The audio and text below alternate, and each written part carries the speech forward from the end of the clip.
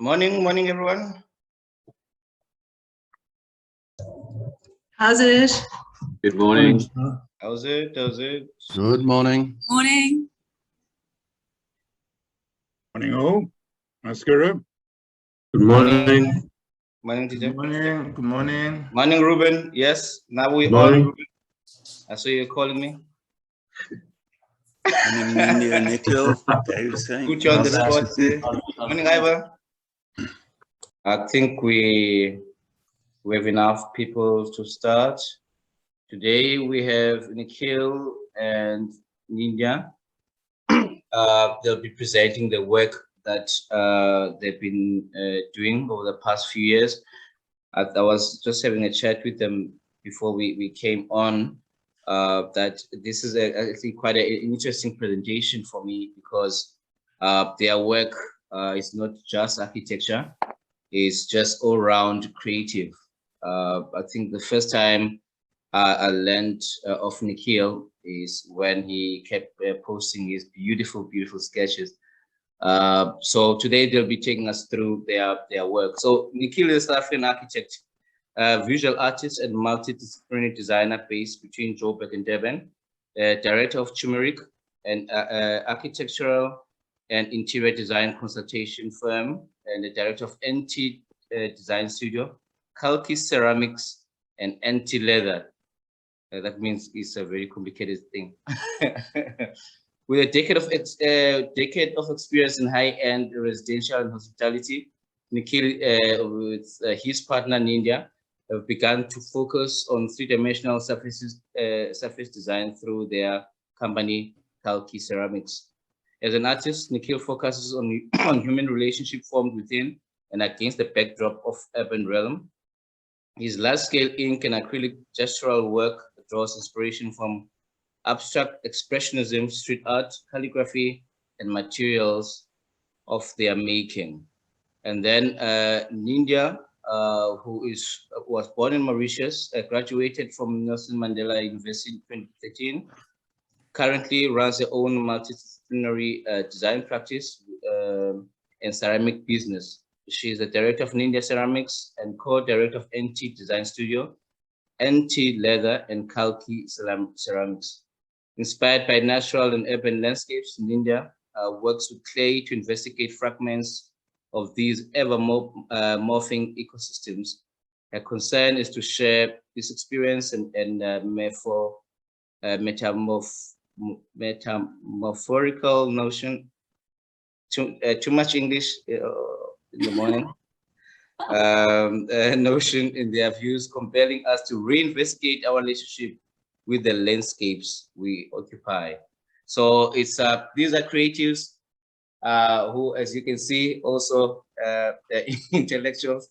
Ninja, Nikhil, over to you. Thanks, guys. Thanks, Kura. Morning, everybody, and thank you for joining us.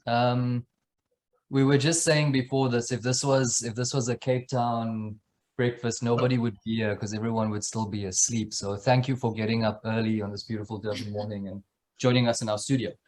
I'm going to share my screen and just introduce us and start talking about what we do.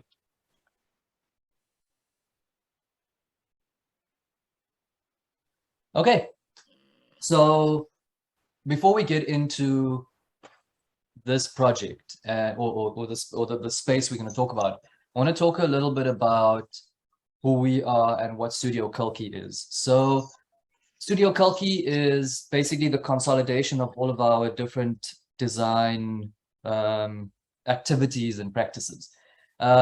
We've since the beginning, we've brought a lot of what we do manufacturing wise under our own umbrella.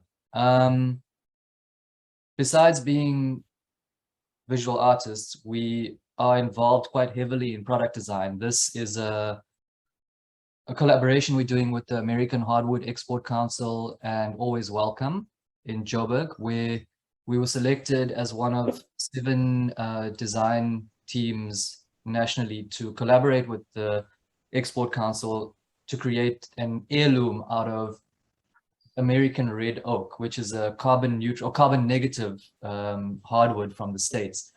It's us, Dr. and Mrs. Urban Native, Node, Mash T, and Joe Payne. And I may be forgetting one other person. Anyway, it's all being fabricated by Hotlander, and we just got the first images of the prototype yesterday, and it incorporates our tiles, and we're super excited about this. Further to that, we've since acquired a steel fabrication company, which is when NT Design Studio morphed into Studio Kalki. So now with us bringing all of our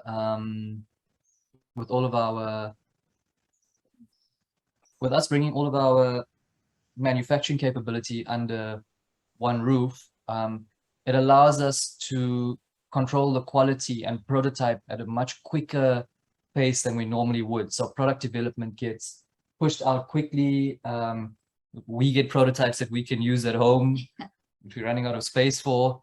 But also, it makes us proudly Durban. Everything is being manufactured and made here. So this is a table that we recently designed. This is a render for now, and we've had prototype legs and corners and junctions manufactured. When we take over operations of the steel at the end of the month, we'll have the first full-size prototypes made, which we'll then share with the world.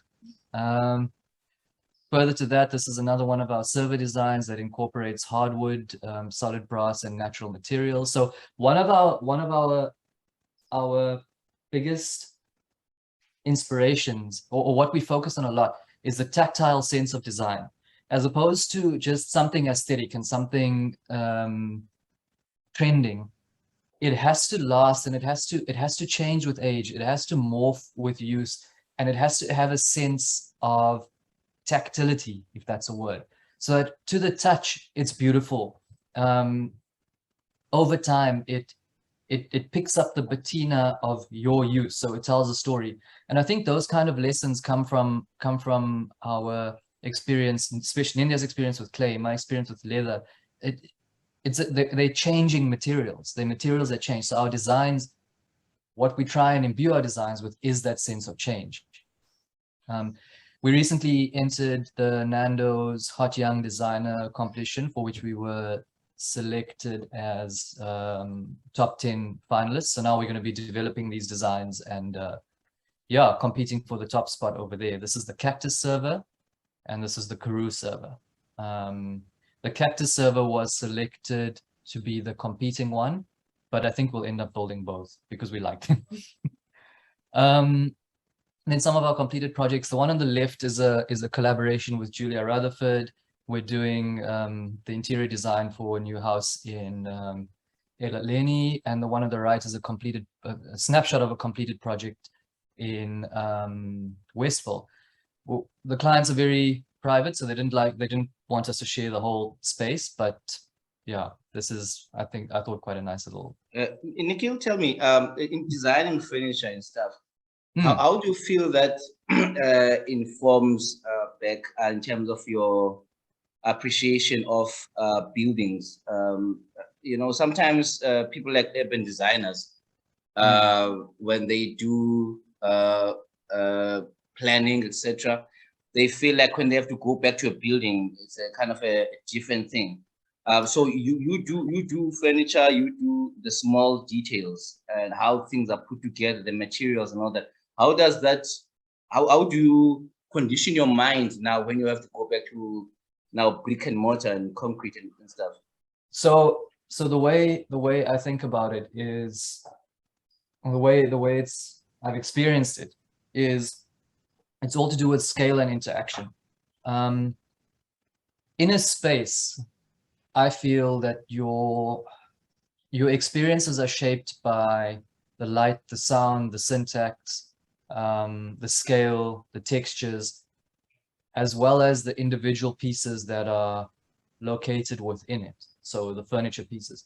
With a piece of furniture, your experiences are shaped by the tactile sense, the function, and the perception of it in 3 dimensions. So how it affects space and how it affects your use in space. So I feel that they are strongly intertwined. One isn't different from another. It's just different considerations, if that makes sense. Obviously, then there's the technical aspect of it. Like the making of furniture is so intricate that any imperfection is, you can't plaster over it or plant a tree in front of it.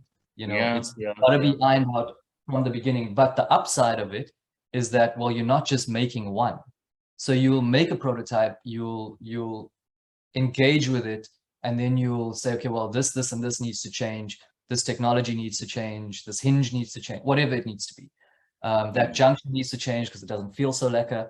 And you get a second chance. With a building, it's, well, you plaster over it or put some cladding on there if you mess it up in the beginning. And of course, you have more control because you are more involved than issuing drawings to the contractor.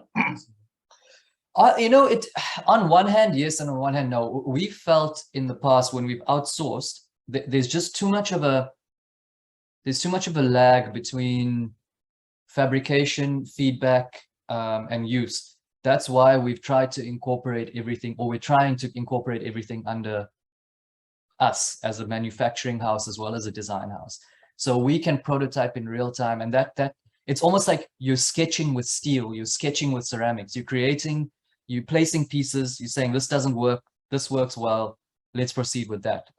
It cuts out a lot of the stuff. I think the other thing is that because of our approach with things, like there's nothing that's impossible, you know, and often if you're subcontracting, the still house, for example, will come with their limitations that, oh, we can't do this, but and then we have to basically massage it and say, oh, but what if you do it like this, then it's possible.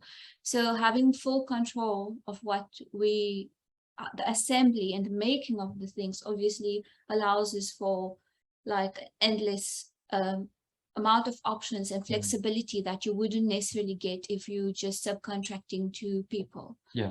So I think that's it's very empowering to be doing a lot of the things in-house. It's a lot of management, but it's totally rewarding. Yeah, totally. Yeah. Okay, cool. Okay, no, thanks, guys.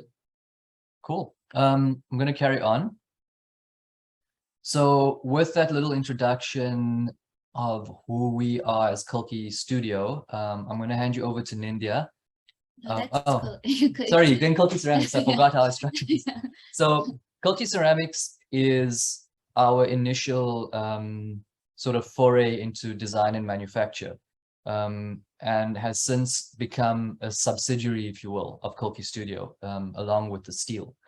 Kalki Ceramics is our bespoke hand glazed and handmade ceramic tiles. So we've got different ranges of tiles. We've got these profile tiles, which are made from 100% KZN sourced terracotta and glazed with all the glazes sourced in South Africa. And then we've got tiles on an industrial base, which we formulate the glazes for apply and fire, so that we make beautiful bespoke surfaces accessible to people who normally would have to pay 5,000 Rand a square meter if you're going to, like, you know, another bespoke manufacturer. We do have ranges that are very high end, like our handmade tiles, purely because the amount of effort that goes into it, to actually producing a blank, is yeah, it's unbelievable. But also you can get the beauty and the strength of a South African made industrial terracotta tile with a beautiful hand glazed surface. And then obviously the options with this become, I mean, it's infinite. The kind of surface design you can do, the kind of installations you can do. Yeah. So some of the stuff we've worked on, this is a little, on the left is a spa in Hout Bay, a beauty spa. And that's one of our matte glazed terracotta tiles. And on the right is a surface design that we did for Always Welcome store in Kramerville. it's an alternating terracotta and sage tile that when you look at it from one side, it's terracotta, and from the other side, it's sage. And the way the light dances over it is amazing. Because If you go on Always Welcome Instagram, they often shoot their products in front of it, so you have an idea how the surface moves. Yeah, and that's the kind of language that we've taken through to some of our new heirloom pieces at a smaller scale, which I think again, Skura, speaks to your query about architecture versus furniture design. I mean, it can be a very seamless relationship between the two if bespoke pieces are created for a space. Yeah, I mean, manufacturing, guys, over and above architecture, I think is it's got an ability to be a really a big business type of thing, you know, as opposed to making a living from design itself. What's your experience been so far? Quite frankly, I mean,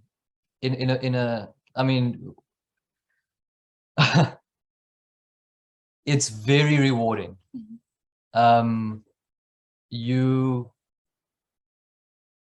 There's a certain seamlessness in the production of a product and the sale of that product. It does come with its own set of challenges, with like quality control, like equipment maintenance and failure. The operating costs are exponentially higher, but your returns are also like they can be quite good. I think that one doesn't work without, or one definitely supports the other. So having a background and extensive experience in design, with this, and this is very pertinent, Nindya in systems design and industrial design when she worked with Dave, and myself in high-end residential when I worked with Lisa, you get this merging of luxe products and procedure and seamless procedure. So they definitely support one another. You're designing systems that allow you to manufacture or make your manufacturing process as fail-proof as possible, but you're manufacturing the right things. So the right things for the market where you've positioned yourself in. The risks are high, the stress is high. You still have to, as much as an architect, you have to answer to clients, you have to answer to certain deliverables. There are timeframes in which you have to do that. With manufacturing, it is the same thing, but there is less gray area, if that makes sense. Contracts can always be interpreted, you know, but a sale and the approval of a sample and a delivery note, there isn't much wiggle room, you know. It's like, it's there, you received it on that date. Yeah, you know what I mean? So it is something that I think has been rewarding for us, has been a massive, steep learning curve for us, but at the same time is supported by our history. So I feel is an extension of what we were doing in the design field. I don't know if that addresses your... Yeah, no, yeah, absolutely. I get that. Yeah. So to talk to this slide, this is from the farm where we have the handmade blanks manufactured. So on the left is some blanks that are fired with a rough terracotta base, and then you see some different color ones that they have like a different slip on there to create a different effect when you glaze over it. And on the right are unfired terracotta half rounds. So those will get fired, and then they look like the terracotta blanks on the left, and then they get glazed, and they can be glazed in any color. On the left is what the final glazed tiles look like. That's our emerald glaze, and on the right is our terracotta glaze, and then a clear glaze on the far right that's got a crackle in it because of the movement of the actual clay below the surface of the glaze. I think it's absolutely magnificent. Beautiful. And these are some of our other just different surface designs, different glazes that we formulated. We're trying to move towards a less stain-based glaze and more oxide-based, so that the colors come from real metals. So what you see on the left is a pure copper oxide. That color doesn't come from any stains or any fake colorants. It's real oxidized copper. And on the right, that emerald glaze is very similar. It's got a composition of copper, chrome, and a bit of iron to get you to that color. As a result, as well, it never fades. It never it'll outlast all of us. This is a pool that we did in Zululami Estate. This was our first project. 12,000 tiles? No, 10,000. 10,200 tiles, 210 square meters. So Nikhil was still working for Lisa then, and I was setting up Kalki ceramic factory. And it was one of the most physically challenging few months of my life. And each tile that you see here was handled by hand, and there's 8 stations in the factory. And we are crazy. We always, we're crazy. We just take a job and figure it out how we're going to do it. And I went to site, and it was like, just excavations. There was Lisa, there was Bernice, there was a representative from the Collins at the Zululami clubhouse. And I remember just putting my little 100 by 50 little sample on the floor, and I said, "This is what I can do." And in a bucket of water to see what it would look like. And then and I got the job, and that was our first job. We did it like as a flagship project. We did like it was about 3 months of work. Yeah. But it's one of the most beautiful things, we've actually flew a drone over it. It's quite impressive. I haven't swum in it yet. I'm scheduled. Yeah, well done, guys. That's My lovely. birthday there also. So then I can swim in it. It's quite amazing. Beautiful. Yeah. And then I'm going to hand over to Nindya to talk you through what she does in her private art practice. So just a little bit of background. When I've graduated, I moved to Durban, and Dave offered me a job. Dave Barrow, he's here, and I'm very grateful for the 6 years I spent with him. Worked on heavy industrial project, lots of scheduling and construction drawings. But what that also gave me is a lot of conscientiousness in everything that I do. And Dave himself is the embodiment of conscientiousness. So it's quite something incredible that I've been equipped with. And it's always systems and understanding, fail-proofing, playing scenarios. So that's how I basically operate. But there's the working the logistics of operating businesses and working on large-scale projects, but there's also the soft part that exists inside me, which is my spirit. And as much as I want to define myself as, an architect or business owner, there's this little light inside me that's always exploding. And to manifest, I actually make beautiful things. And I always say, people ask me, what is your vocation in life? And I say, I was born to make beautiful things. I make things with my hands, and that's what I love. So I recently, I would say 4 years ago, I discovered clay. We don't have clay in Mauritius, so I had never been exposed to it when I was growing up. But I love sculpting. I'll take soap and sculpt soap or Play-Doh or something. I really enjoyed sculpting, and eventually I found clay, and it's been one of the most amazing, inspiring time of my life, because clay as a medium teaches you so much. It's a tactile, you're touching the earth, and you're playing with so many different all the elements. Actually, you're playing with fire, earth, air, water, and it's you in the middle of this and navigating how do you get a successful piece. So so this is my work that I worked on last year, and I actually held a solo at KZN. And a lot of at the introduction, my work investigates the different fragments from our landscape. So I take elements and patterns and textures from my cumulative understanding of our landscape, and it could be urban, it could be natural landscape, it could be, you know, and it could be underwater, it could be land, and I sort of abstract all of these information, and it gets manifested in those sculptures.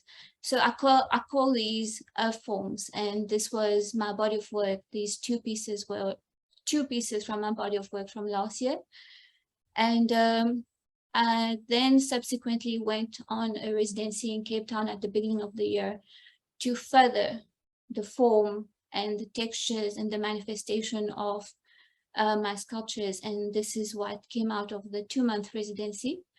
And it was held, I had the residency at Imiso Ceramics. So as you can see, there's quite a incredible progression from one year to the other in terms of the manifestation. And those sculptures are very dear to me. They're almost like I'm related to them the closest when I'm making them. When they are made, I kind of like to keep them around my house, in my garden. They're just this presence.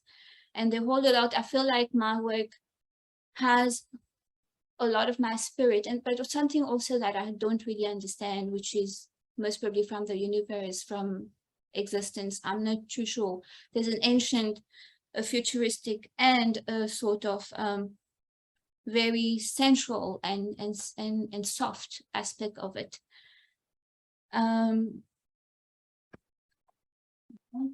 Scroll that. Yeah. So the other body of work that I'm currently working on is these suspended fragments of clay, and I call it refragmented. And I actually visited SAIA dams. I think in 2019, I went to spend some time with her, and she had this installation that was gifted to her, and it was made in Mauritius, and I'm from Mauritius, and it had these sea urchin needles, the needles that break off the sea urchin body. But it was the larger one. They must probably like about 10 centimeter to 8 centimeter, but you can't find those anymore in the coast of Mauritius, because I don't think the ocean, I don't think they're surviving anymore in that kind of, the kind of bleaching of the ocean, etc. So having spent a lot of time at the ocean, on the beach, my grandmother lives opposite the beach. And I used to pick up these fragments of coral and sea urchin needles all the time. It's things that were so familiar when I was growing up, and it was always lying around in my house, and and it's something that I really, really miss, that this little bit of memory that I had growing up, and which has changed so much throughout my life because of the eroding coral reef, etc. So this is an homage to the disappearing reefs of the Indian Ocean. And I'm currently working, this is a smaller one, but I'm currently working on a very large installation for a project in Joburg. It's led by Studio A, and it has about 6,000 pieces that we have hand rolled and hand stringed, and the installation is due for mid-October. This is a smaller version. How is that going so far, Indy? Sorry? How is that going, preparations for that installation? It's going really smoothly because I have very good planning skills. I've gotten better at delegating. And we currently stringing, I would say 3/4 way with stringing. We'll be done early, and then I'll just relax until the installation. Great. And this piece here is a smaller version of the refragmented, and I've designed this clay sheet that's warped, and this brass dripping bent wire that each string is suspended from. And this one went to Nerox yesterday, and the event is this weekend. Nerox is the sculpture park in Joburg. It's quite a fancy amazing. I'm not sure if I missed it from your earlier explanation. Yeah. This is absolutely beautiful. Did you just did you mention the meaning behind it, etc.? Yes, so the meaning behind it is it's basically an homage to the disappearing reef of the Indian Ocean, because I have a very strong relationship with the ocean. My mom is a swimmer, and I spent maybe 4 days in a week snorkeling, swimming around the coral reef, and the colors were so vivid when I was, growing up younger. But in my teenage, it just everything turned brown and gray, and I was like, where is the places that I used to play, the playgrounds weren't there anymore, so it's a bit of a nostalgic kind of, it's very personal work. Yeah. Okay. No, thanks And for each that. of these pieces represent, the spikes represent the sea urchin needles, and then the stick with the texture is the staghorn coral, the staghorn coral reef, they like break off into little bit of stick and they wash on the ocean. So that's what they are. And the next a few slides about something that really bring in my design and obviously my soft nature with clay. And I'm working on a few series of lights, and they involve quite complex assembly, because I didn't want to, the one thing that I don't want to do is kind of think about the technical aspect, because I feel like the technicality can really limit my expression. So I express myself with the clay and I figure it out how I'm going to assemble it. And I'm working with an incredible lighting specialist that's machining very bespoke like pieces like that fit each leg, etc. It takes a long time to assemble, but I think that's the beauty of it. They like the cover of the bulb basically sits on these 3 legs that's clamped by these brass pieces and then pinned and bolted at the back, and then there's a fixing disc obviously at the back so you can put it on your wall. So this is very exciting, and this is another exciting light of mine. This one is in ash, and this is what it looks like when you put it up on the wall, and this one is in burn.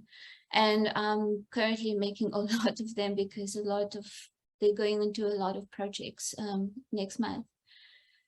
And obviously the other thing that I'm also developing is my tableware range. My vessel's quite finalized, and now I'm working on a series of plates. And it's the one thing that I always see clay, I don't try cover it with a glaze versus, Kalki ceramics is about the glazing, but my personal work is about the clay, the earth itself. So I leave where food is not touching the surface, I don't glaze it. For example, the outside of the cup, the rim of the plate, food is not going to touch there. And so then you have this incredible tactile sense when you're holding it in your hand. And even now I've got rid of all my cups, that I bought from the store, and I just replaced them at home with those. It's an experience. And what I always think about when I'm making my pieces, I'm like, somebody is going to have this part as their daily ritual, and it's so important, just like before you go to bed, your daily ritual. And when you wake up, you're drinking your coffee. Why not make it more special? Why not, and do you have one life and you deserve all the good things in life? So I always think about that. Somebody is going to hold this, is going to drink their coffee, their tea every morning, and it's very special for me. And each of these carvings are done by hand. I sit in my garden and I just carve for hours, and it's very therapeutic. The patterns, you mean? Those patterns, you mean? I'm sorry? You mean the patterns are done by hand, yeah? Yeah, everything, like on the left, the cup is, each mark was individually carved. And that's my steadiness and my accuracy. You think it's printed, but it's not. It's actually impressive. And then on the right, it's obviously scratched with a tool. It's not as precise as the one on the left.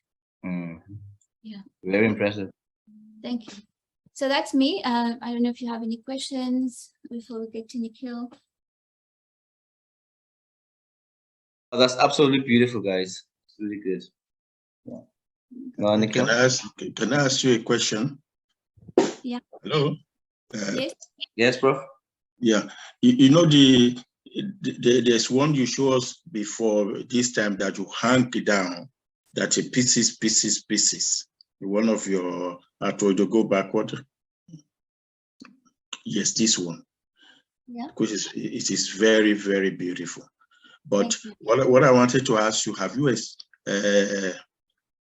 tried to do them in different materials and see how the effect will be? It would be something that I would definitely explore in the future, maybe get some cast in bronze, but it depends on the budget of the client also. Currently, the projects I'm working on, the budgets are generally set at the beginning, so I have to work within that constraint. Yeah, But I know I understand your issue of your budget, but I'm also thinking about the design philosophy, your concept, your interpretation of this in various spaces, because that is how it is done. If you look at the school of Otto Wagner School, Adolf Loos and all those things, I went to one those ones, but these have become part of architecture in those days. So what I'm trying to say, I see a beautiful thing here, and I'm saying I will advise to explore it beautiful, to with different materials, and see how that different material may not be for this client, but you can put A, B, C on table and say, look, this is the one I do, this motif of it, and this is how I can explore to this level. Because you've created a complete architecture for me, rather than just building alone without not thinking about the decorative motif of interior design and all those sort of things. That is one thing. The second thing also, you must also look how you can also interchangeable use this material. You know, you can hang it down like a lighting, you can get light on top, you can also you can spray it on the wall to create a pattern. So I see a lot of things that I'm very happy to see that it's a very original and it comes from you. Please don't give it up. That is one. Then when I mentioned about exploration of material here, composition, then you must also think about the color also. How do you use the color to do various things to express? It depends on what type of space you are dealing with. yeah. You are dealing with a conference room, doesn't say this stuff doesn't mean this is purely domestic. It can be using, it depends on what type of color, the magnitude of what you produce. I see it. The last thing again, I'm more recently thinking of industrialization. Now you should, as you are going this, you want to be progressive from how it used to be before. Now we are now to industrialization. How can this thing be done through an industrial system so that you can produce them in a large quantity? And this can make you the big billionaire in the world.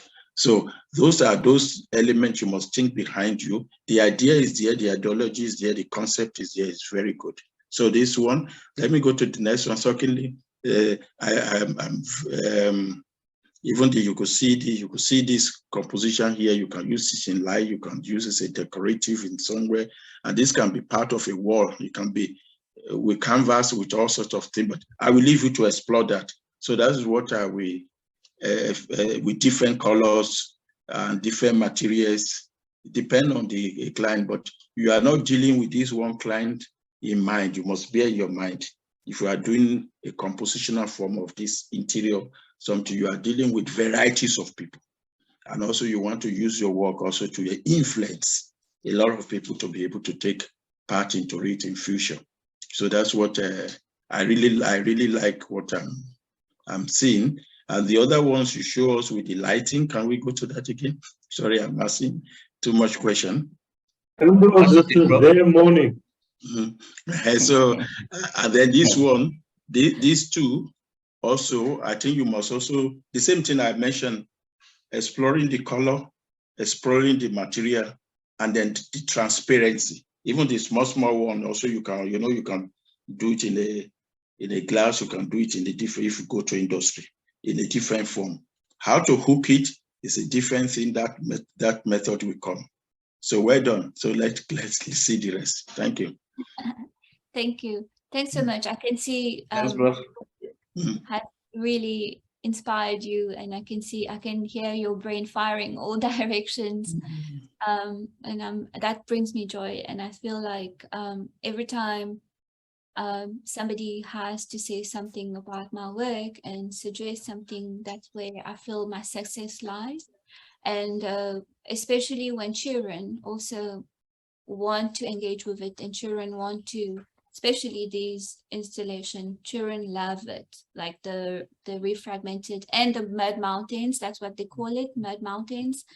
And I know my work is truly successful when it's moving people and children can relate to it. So I totally agree with a lot of what you said, different materials. So I need to start a forgery for brass, and I need to start a glass workshop so I can pull glass. And also work in porcelain. Porcelain has a lot of transparency that you can't achieve with normal clay, and it's a different type of material, although it's clay, but you work very differently with it. So that's something that's coming down the line, where I'm going to work with more transparent type of clay. Thank you so much for all your suggestions. Yeah. Okay. Yeah. Thank you, Nin. Yeah. Cool, guys. I mean, yeah, this is the amazing person that I that I share space with, and the process that I get to see and be involved with all the time. My artistic practice is greatly influenced by my worldview, which is formed by my experiences in architecture and my experiences growing up all over South Africa. So I moved cities about 11 times growing up, from parents getting jobs in different places, and all the associated like domestic dramas that come with those kinds of things. So I lived between Pretoria, Port Elizabeth, Cape Town, and eventually found myself in Durban because of an opportunity with Design Workshop, which was an incredible learning experience. As a result, was very interested in what forms the qualitative aspect, what influences the qualitative aspect of our memories and how those memories are formed. And it led me to a fascination with cities, a fascination with the effect that spaces have on our psyche, both individually and collectively. So my practice as an artist began with just trying to capture that, and trying to capture that in a very literal way through architectural urban sketching. The tools that I use are unconventional in that they're hand-carved sticks and palm fronds and different implements that lend a sense of movement to the piece. So while you're dealing with something quite static in the form of a building, you find that those lines are imbued with an energy that comes from a sense of randomness, because the stick or the implement that you're using does its own thing in your hand. If your hand goes from point A to point B, the stick rotates and leans and moves to sort of embed the piece with a deep energy, a sense of movement, a sense of urgency, which represents, I feel, what a city really is, and the kind of effect that a city has on the psyche. Following that, I did a lot of traveling to do work in the islands, and that was in the Seychelles, a number of the smaller islands on the outer perimeter of the Seychelles, Mauritius, and the pendulum swung in the complete opposite direction, which was the these kinds of compositions, it was an attempt to capture and represent the natural world in a way that is not quite literal, but still has the references of them. What it does, initially the pieces were very literal and very representative of huge scale sort of immersive forest environments. And following that, they moved to more, as you can see on the left-hand side, more abstract compositions where the forms could be either architectural elements, urban infrastructure, or natural elements. And the intention behind this kind of work and these kind of marks is to blur the lines between what is a habitat of our own making and a habitat and an incidental habitat, which is the natural world and the urban world, and how they are effectively intertwined and the same thing. So currently the work is in flux. It's exploring those themes.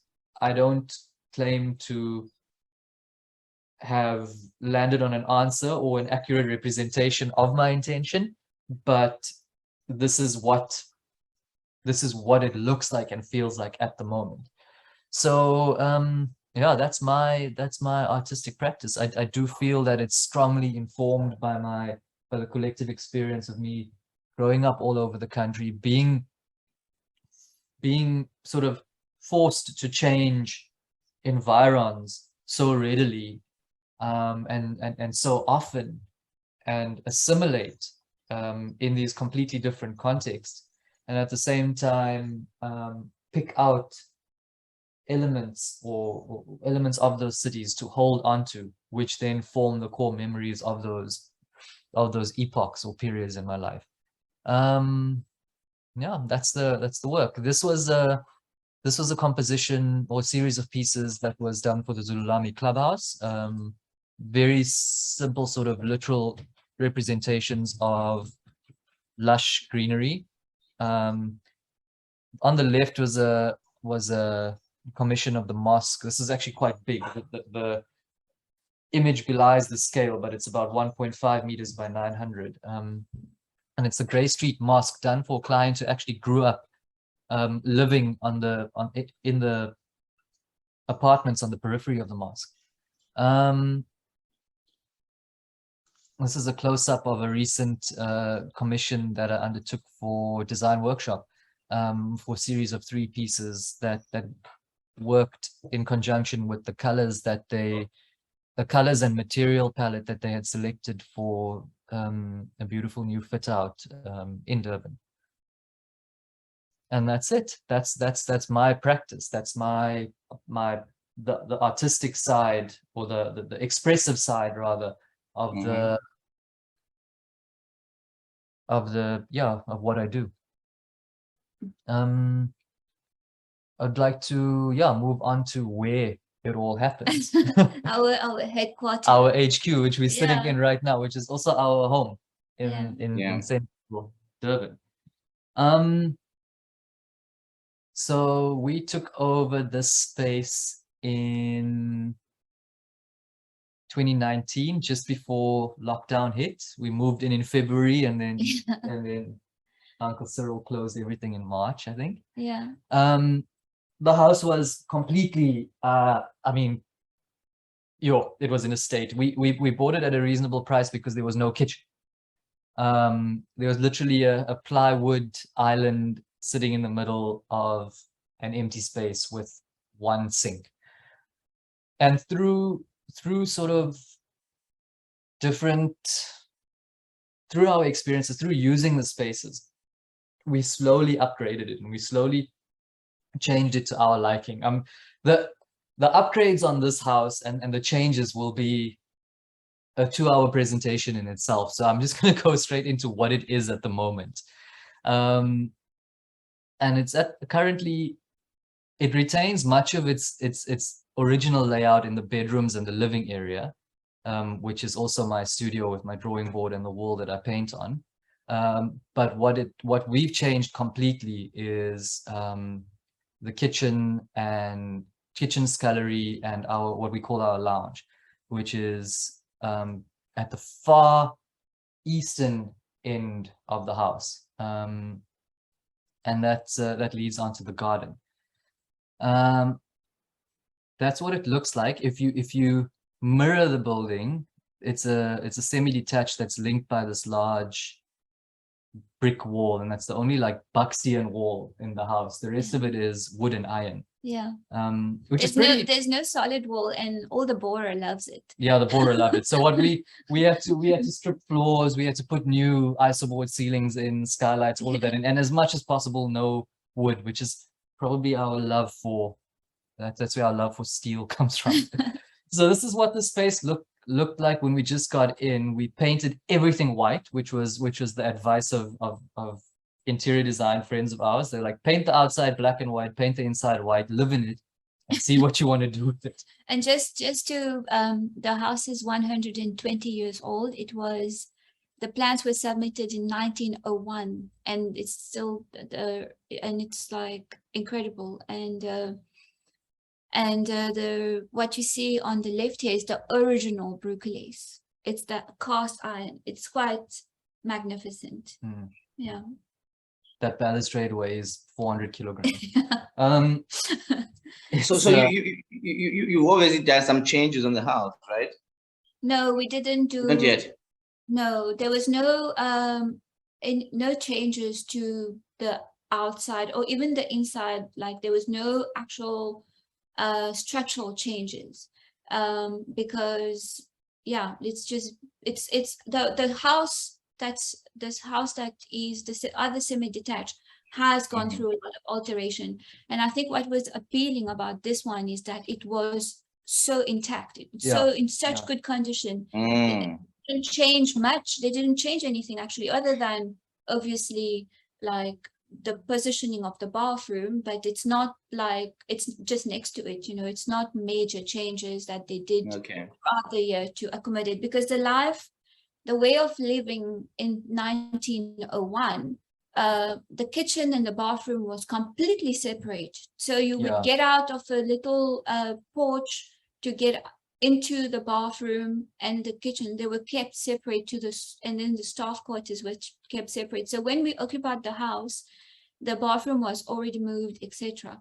So but it's the house itself is intact. Yeah.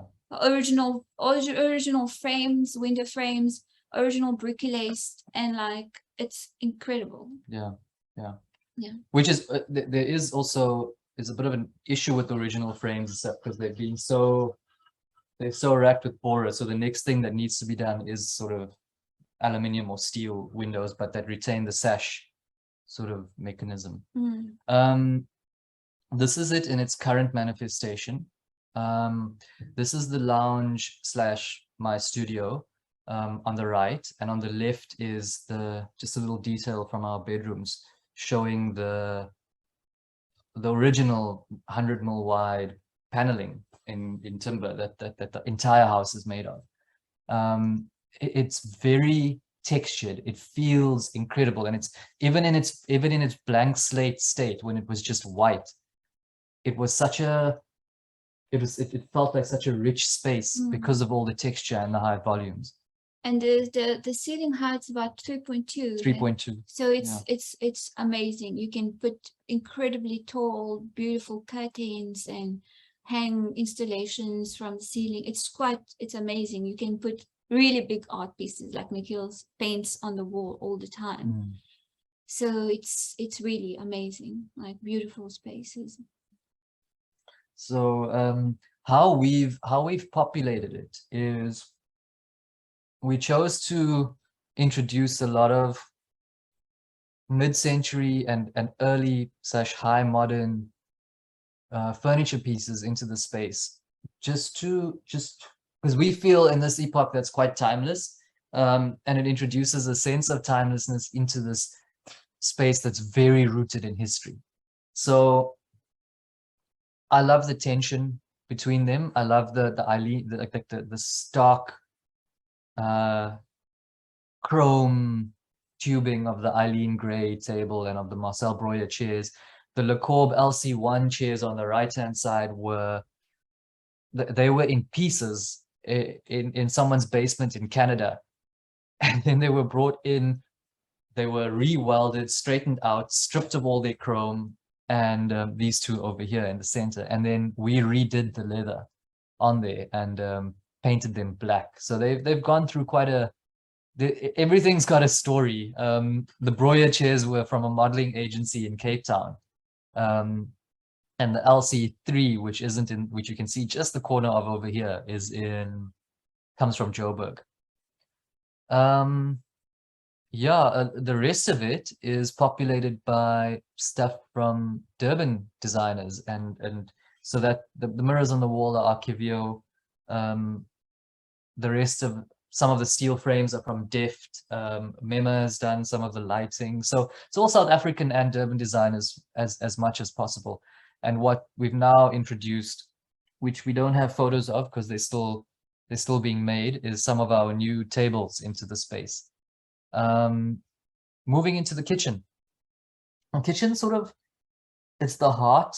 That's where we are right now. That's where we are right now. Yeah, it's the heart of the space. We don't have a dining area. We have like the kitchen's connected directly to the lounge, because whenever people come over, and some of you have been over and you know what it's like, there are 3 big dogs and always a lot of people, and it's always a vibe, and everyone centers around the kitchen island. So we've made the space the most textured, the most open, but at the same time the most functional space.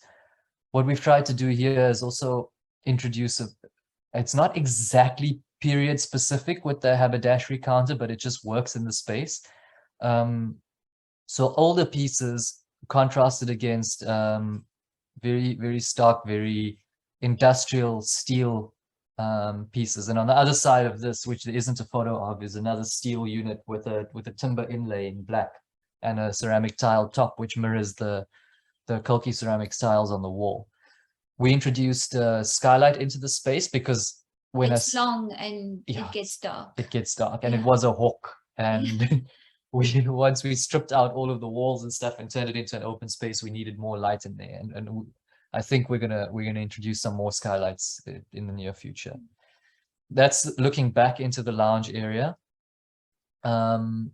This is in its current manifestation with black floors, white ceilings, and a very dark palette. Our idea for the space, and the reason for all the darkness, is that when you introduce a lot of light into a space,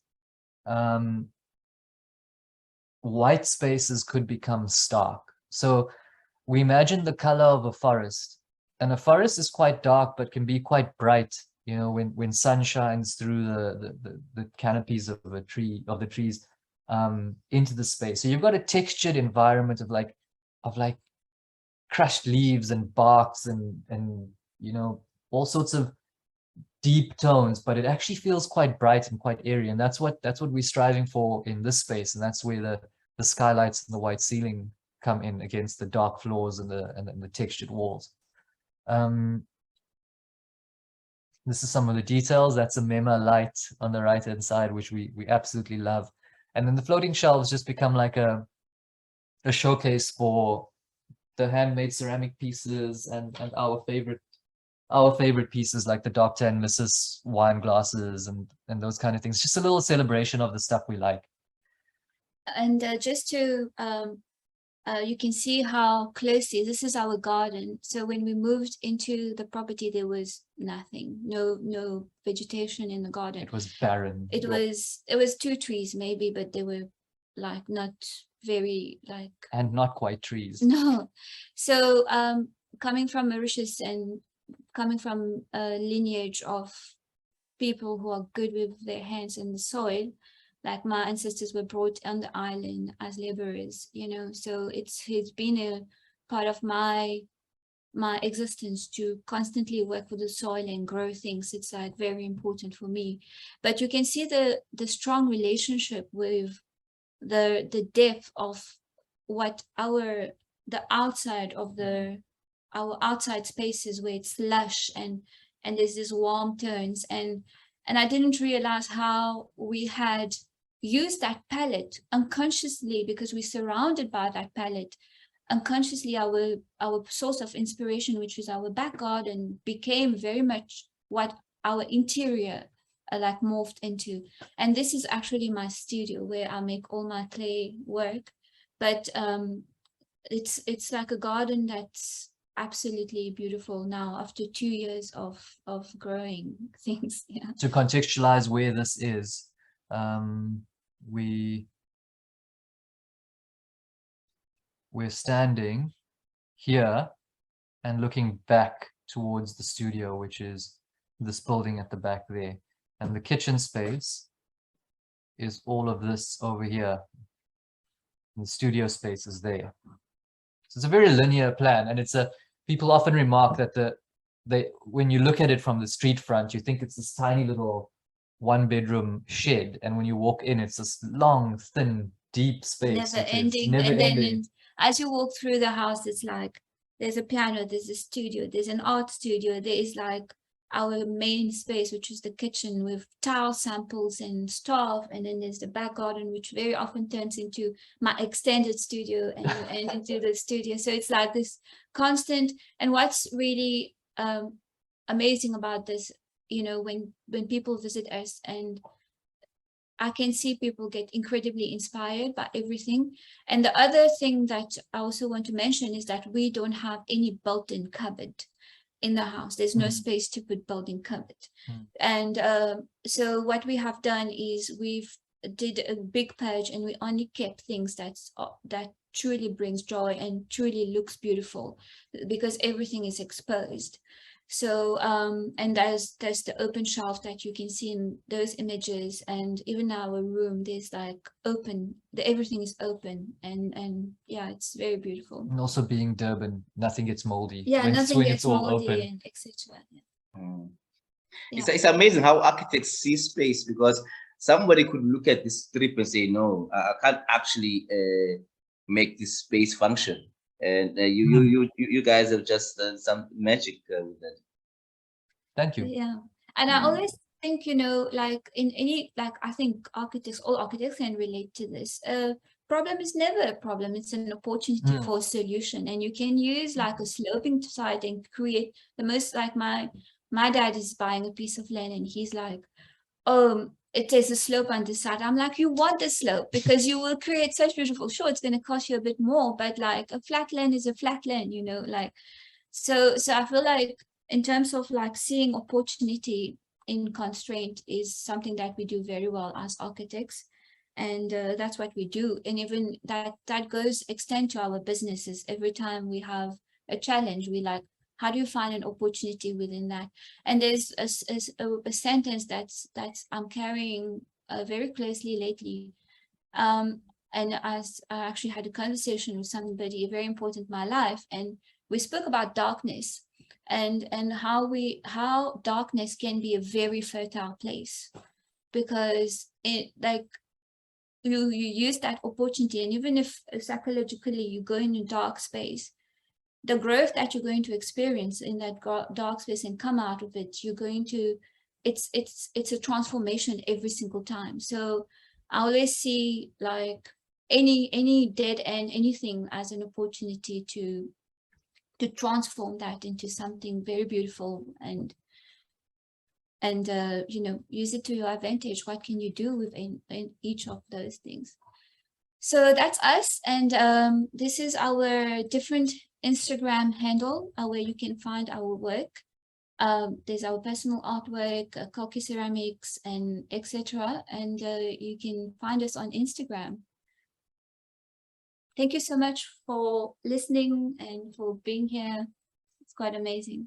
Thank you, guys. Thank you so much. That was absolutely amazing, guys. So Nikhil, Ninja, when you make a lot of money, which you will with the ceramics, and you now move into your what they call it, Tuscan house in Mhlanga, you must not sell. Next to yours, Kura. You must not sell that house. I think it's absolutely precious. Thank you. It's absolutely beautiful. It's something that you must just cherish and keep. It's one thing. It takes so much courage, I would say, to be able to share your work as an architect to other architects. That's one thing. But it's something else to be able to bring everybody like this straight into your house, into your space. So this was very, very personal, and this was very special. So guys, thank you so much. Thank you for having us, and thank you Yeah, for allowing us. your presentation had so much heart. Thank you. So I guess that's the people that you are. Thank you. Thank you. Thanks, guys. For taking time on Yeah, a lovely. Can I get more questions from the floor? Comments?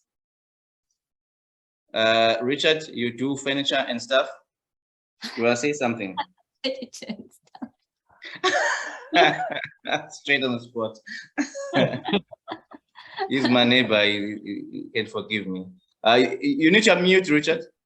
Yes, I'm here. Sure. How are you? You guys are legends. I wish I could work as hard as you. I'm fucking lazy. Excuse me.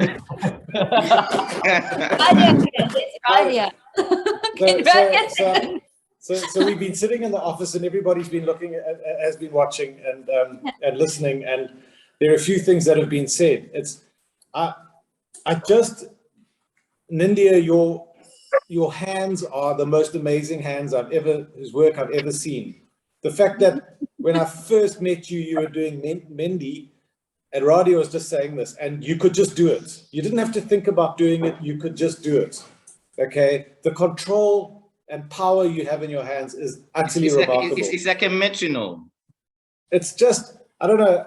It is a thing of beauty. Hey?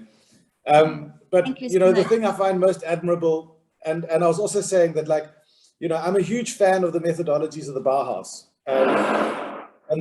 Sorry, there's a guy drilling a hole upstairs. I'll be quick. No, we can hear you, Richard. Don't worry, we can hear you. No, give me 1 minute. I'll be back.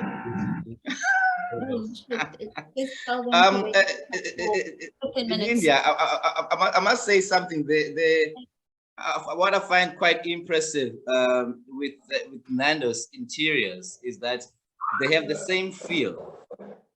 If you go to different Nando's shops, but they actually each space is kind of individually designed. I think it must be special to be involved in something like that.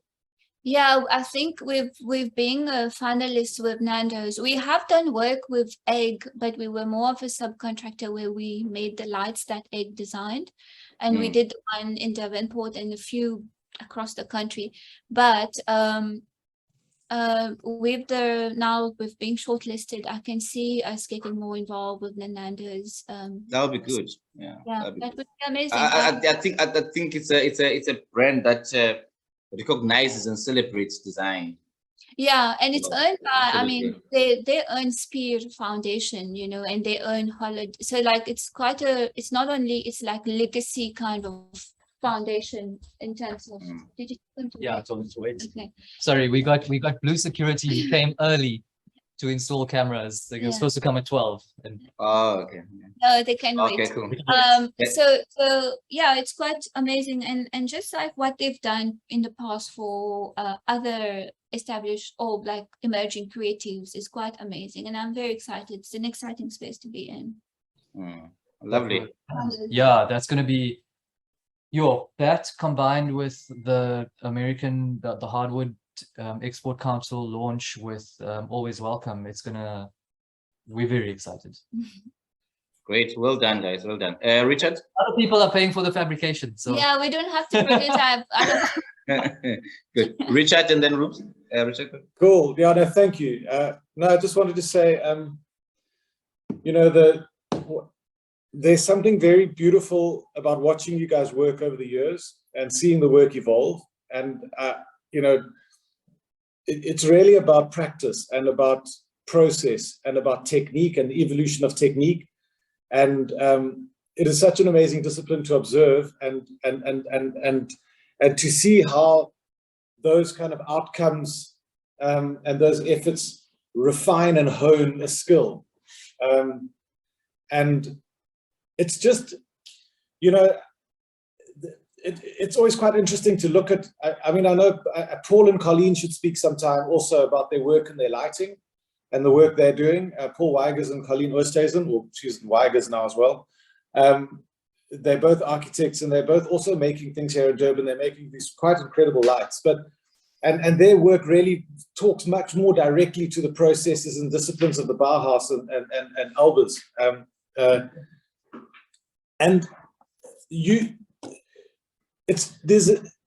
without talking about the reasons behind or the stories that explain the art, what the work to me shows is the refinement of technique through practice. And you know, we practice architecture. It is about a refinement of a skill, and it's about the body learning and the mind being critical, and the body learning the muscle memory taught through the actions of doing the work. And I think that's what, you know, makes us better architects and better practitioners. And seeing your work, Nikhil and India, really does demonstrate how that sort of hard work and practice makes you better. And well done, guys. I am blown away. You know, in such a short period of time, such a large body of work, such respect across the country for your work, connections you've made. It's awesome. Well done. Yeah, absolutely beautiful. Absolutely beautiful. That means a lot coming from you. We do admire your work a lot, and we always have. So yeah, thanks. When we graduated, we were like, yo, this guy Richard do Ernst. Yeah, that's but I feel massive. I feel like the you know, as like you do incredible work, and Paul is doing, like, all the architects and designers doing incredible work in Durban brings more inspiration to the upcoming generation, more inspiration for other architects to actually create beautiful things. And I think in being fulfilling your full potential as a designer, you're contributing to the landscape by, you know, just like the energy gets quite vibrant in a city when everybody's doing incredible work. Yeah, you can feel it. Yeah. Beautiful. Bruce? Thanks, Kura. I mean, this was just beautiful. And you know, I've always been jealous of people like Richard and Paul, and just their ability to use their hands. And I'm going to be jealous of somebody else now as well. I don't have those skills. I'm a big hand architect. It's just such an amazing skill to have and to share. I must warn you, there are 70 odd people on this call. You're going to get many knocks on that front door of yours of traipsing architects through your house many times. Your fault, you showed us. Nikhil makes excellent masala tea. Yeah, come have masala tea. And yeah, and that's what's going to happen. It's just so amazing that you've taken the route that you have around the manner in which you interpret the environment around you, just the way that socialization at so many levels happens, and how one interprets that. Right? It's just such a beautiful and a continuing story, which is great, because I think you've got a lot to offer this town. I need to get around a lot more and discover people like yourselves. And just thank you so much for sharing this. It's been absolutely wonderful. thank you. Thank you. Thank you so much. You're welcome anytime. Yeah. Absolutely beautiful, guys. Yeah. Am I missing someone? Is there a hand? Yes. Prof? Yeah. I want to be silent because I've talked, but I love the work of these two young people, and I'm so excited for what I've seen. I like the way you bring even the first sculpture you did at the beginning with a stone, which you cut in differently with a parametric geometrical form on the surface of that sculpture. And because Sukreba asked you that when you think about building and the interior, how do you think them together? But if you look at that sculpture again, you can also be translated as architecture, as a sculptural architecture. Doesn't mean that. Well, I see there's a lot of talent these guys have. My God, for what I see in their work that I really enjoy. And if you see that geometry, the way you cut that sculpture, and you take that parametric to create a facade of architecture too, it also works. So that's one thing I see. Their interior, I love it. Your element on the building, I like it.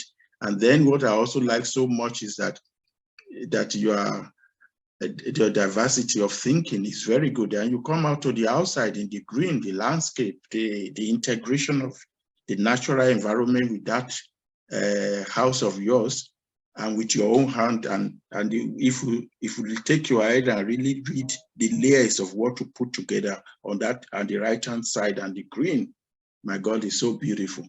So I'm very, very, very happy with what you are seeing. And what I will advise you is to take it further. Don't limit it there, and don't limit to residential alone, as I said. So it can be in an office, it can be in anything. That's the beauty. Then the last stage is that I will advise you is to industrialize it.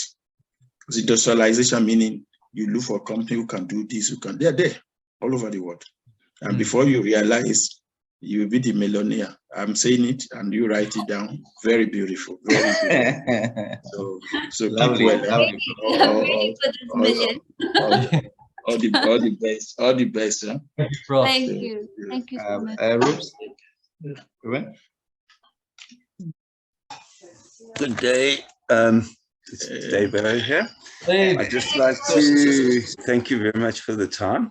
Thank you. I met Nindya and Nikhil when they first met, moved to Durban, and I'm going to keep this very short.